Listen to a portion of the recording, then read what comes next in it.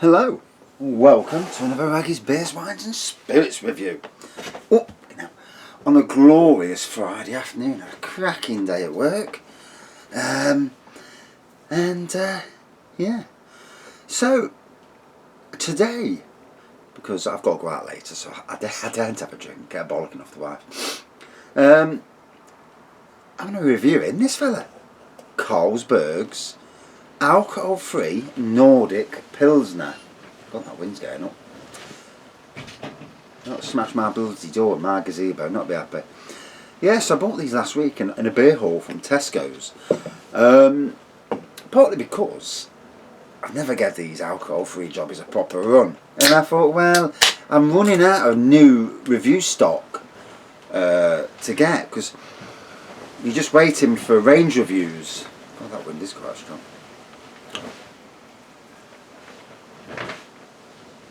And it was only £1 or so, just over £1, and I thought, well, let's give it a punt. So it says here, Carlsberg Nordic is an alcohol-free Pilsner that is brewed using a blend of quality hop varieties along with Pilsner and caramel malt, ensuring a consistent taste. Perfect for quenching a beer lover's thirst just without the alcohol. Yep, dog's done a poop, that's why he's bouncing around. So, gold to amber in colour, little bubbly white head, good lacing around the edge, on the nose.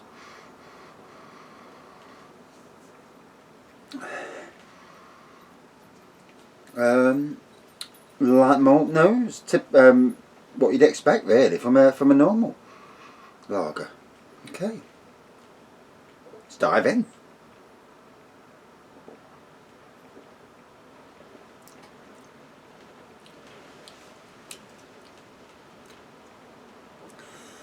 Bit smoother than normal Carlsberg, not so what's the word, not fizzy, but that sort of thing. It's actually not bad.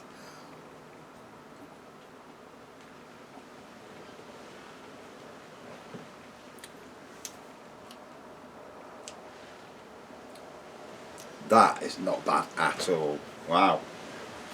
Now, I've had some of these alcohol-free jobbies, and I had one, and it tasted like tea. Not going to slag off any company in particular, but yeah, I couldn't. I mean, I had a case. I won a case, and it's from one of my favourite breweries as well. Don't tell them, unless they've watched the review.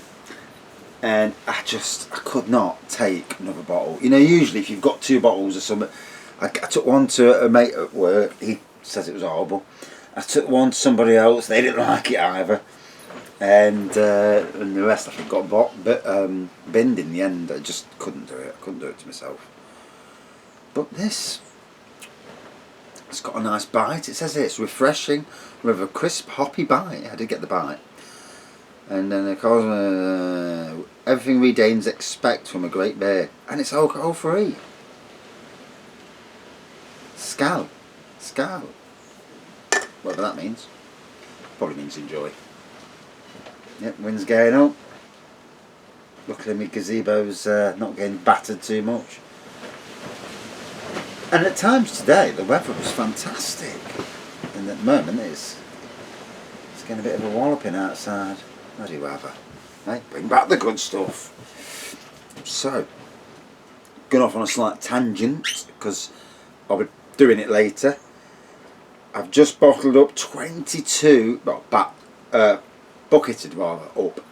litres of rhubarb and ginger wine. The red wine, the 2 red wines, the Cabernet Sauvignon and the Merlot, they both had the stabiliser added, and they've now got the finings are added, so they should clear within a day. Both of them 2 I'll be bottling up and all. So multiple homebrew reviews coming this weekend. Straight after I've done this review, I'm bucketing rather, because I've got to wait for this. That barrel's empty, I've got to wash it out, and that barrel's nearly empty, so you know what my job is tonight, a bit of apple wine, yeah. And I've had a cracking day anyway, so I don't mind. That barrel over there, the ginger wine,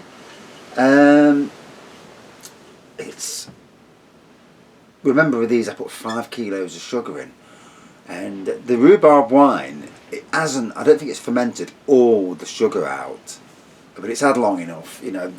It was in that bloody gazebo when it was 40 odd degrees, bubbled away like a twat that day. Yeah, it's had long enough, I'm not waiting no longer.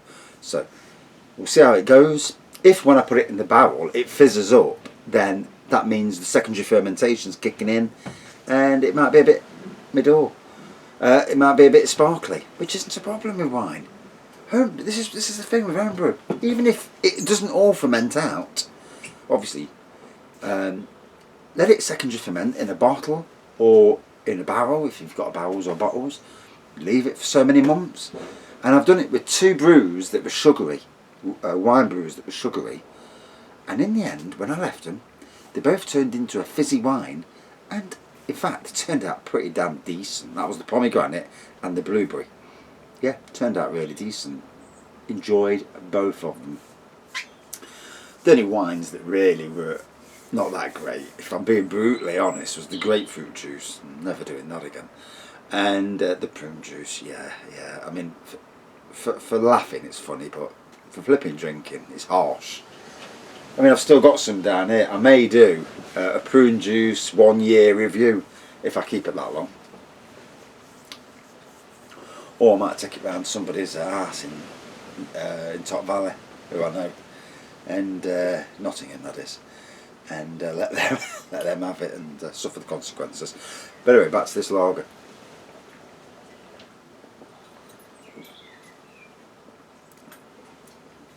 So obviously you can tell it hasn't got alcohol in it. With Beck's Blue, you still think that you're drinking alcohol. So it has got a nice taste to it. The taste, obviously taste matters, because if it tastes funky or funny, you're not going to drink another one. This, it's not bad at all. It's not a bad taste, and that's good because they put effort into trying to get the taste right.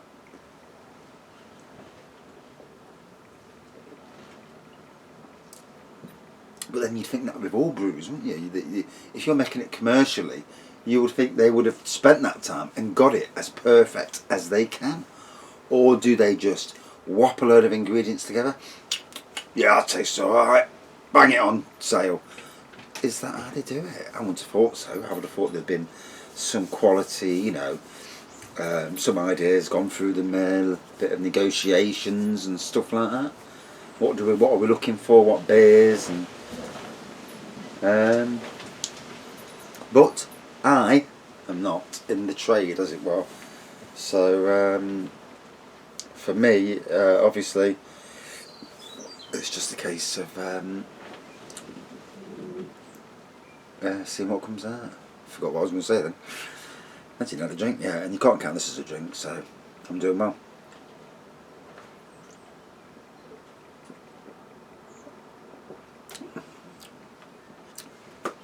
Light malt, nice bite, sweetness, and I've got to say that it's not a beer, it's a lager, but I mean probably the best beer in the world, Carlsberg. It's one of the best lagers I've had that are alcohol free. I put it on a par with beer and Moretti's that I drank the other day. That was good as well. I don't know where that bottle's gone. Put it in the bin. Yeah. Can't fault it at all.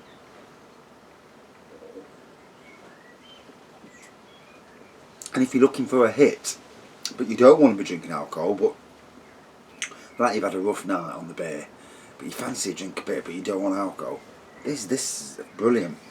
Same if you're drinking, you're driving rather, but you don't want people to look and think, oh, he's on the coke, yeah, you not drinking, mate, you know. And again, you know, or if you've gone to a party or something, it looks like the proper stuff. It even smells very similar, and obviously it tastes, and the taste isn't bad at all. You know, you'd fool people. I mean, I've fooled my mum with alcohol-free rosé wine before, and she knew her beers and wines. You know, I think that's where I get it from. Although my dad was a good drinker, and he could drink, so bloody hell, they both could. Yeah. Anyway, so gold pour, good lacing, bubbly head, light malt aroma, light malt taste. Bit of bite in there. And overall, a very nice alcohol-free lager. Out of 5 then. I can't fault it. It tastes lovely. No nasty off tastes. They've obviously done it right, and that's what you got to do. You bring out anything like this, it's got to be right. It's got to taste right. If I drank that and it tasted off, I would have told you it tasted off, or I didn't like it. For me, Mickey Sebo. For me, I'd give this 4.2 out of 5. Comparing it against other alcohol-frees, it's unfair to compare it against a beer, a lager, normal lager, or cider. But yeah, would I drink it again? Yes, very much so. Very much so. Very interesting. And I'll start doing some more of these alcohol-frees. And now I can go back to the house and say I've just done an alcohol-free review. It's just the bollocks of you. But anyway, as always, thanks for watching. Thank you for subscribing, and stay safe. Still dodgy times, even though it is coming down. Still dodgy times. We must all remember a lot of people are going back to work in the next week or two. And as long as they're not silly. See, I've lived through this the whole time, and I have severe OCD. I carry a spray round at work, spray my bloody hands with Disso. Even if they're dirty, I'll spray them with Disso or sanitizer. I mean, I forgot the last 2 days and I've been carrying a bloody, we've got a big, like a jug thing at work with sanitizer, and I've only been carrying that around.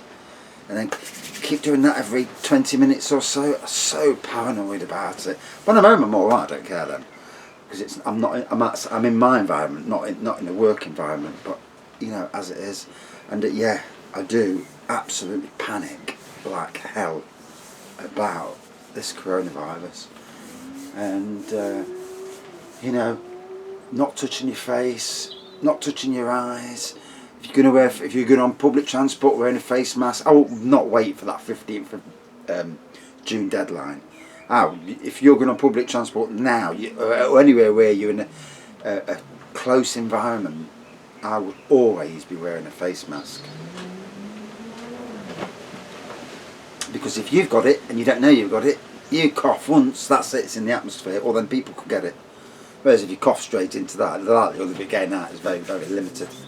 And I'm not even a bloody doctor, but it's all that you listen to it on TV, so it's certainly one of those. Oh my God, that wind's cold. Anyway, thanks for watching. See you soon. Cheers.